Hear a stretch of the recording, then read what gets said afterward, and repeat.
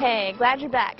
Laurie's joined me now, and we're going to take you through some chest exercises. Are you ready, Laurie? I'm ready, Danielle. Let's go. Okay, the first exercise that we're going to do is going to be like a chest press. It's flat, but her hands are turned so that they're parallel to one another. This is working a little bit more of the tricep. It's involving the shoulder, working the front delt.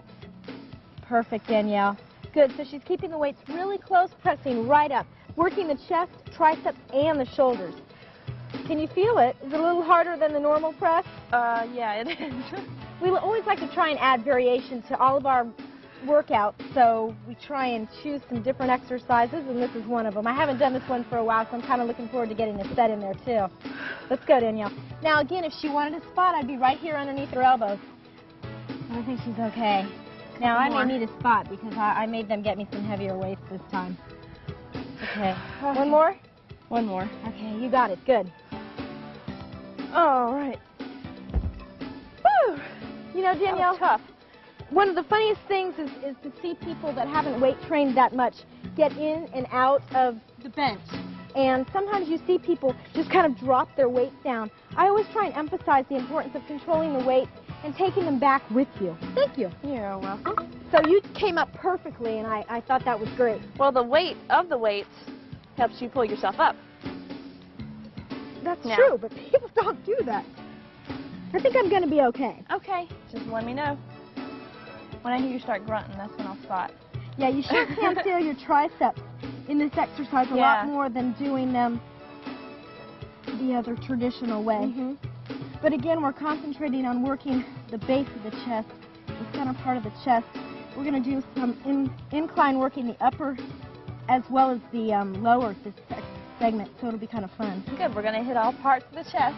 Okay, I'm going to do 2 more. Okay, just watch this last one. Okay, I got it. Okay. Good just job. In case. I almost needed your help. Okay, let's do some flies now. For the upper chest, we'll be on the incline bench. Okay. Goodness. Oh, you got quite a workout. Okay, whenever I come in to do this particular exercise, I always like to try and emphasize that it's right up over your face, and you come down, stretch, and squeeze together. So how many times do you work your chest a week? I tend to train my chest about 3 times a week. Good. Sometimes just 2, because it's not one of my favorite parts of my body to train. Because I do so much aerobics anyway, I always get a lot of exercise in my chest. Yeah, that's true when you do aerobics, because I know you do teach aerobics. You're always moving your upper body and using your upper body. That's one of the things I loved when I was teaching, is that I always had that extra movement in my upper body. Now, a lot of times, I'll just ride the bike or run for cardiovascular exercise. And I find it's not as much upper body movement, obviously, as it is during aerobics. One more. Okay. Great. Whew. So how long have you been teaching aerobics then? You know, I just started this past year. That's great. And do you teach step or high-low? What do you do mostly? I teach step. That's probably my favorite thing to teach. And I also teach a body sculpting class where we're doing a workout, but we're using weights. That's fun. So that way you're getting your cardiovascular in with your weight training? That's right. Perfect form. I know my form wasn't that good. I felt like I was shaking all over the place. I know. After that first exercise, I know I'm glad I got this little bit of a break when it was your turn in there. Now, do you train your chest as much as I train mine? You probably train it more, I'm sure. You know, I really train probably every body part. You know, I go through and train it probably twice a week. But I don't train as heavy as I used to. When you were competing? Right, exactly. Okay, I think I'm just going to do 2 more here because you all right? These are heavier than I have a tendency to do at home. Thank you. Okay. And, you know, it's funny. Your strength, unless you consistently train all the time, kind of dissipates a little bit. I mean, it comes right back if you start training heavy again, but you lose it a little bit. Yeah. Okay. Now, okay. This is, let's make sure you got it on the right weight.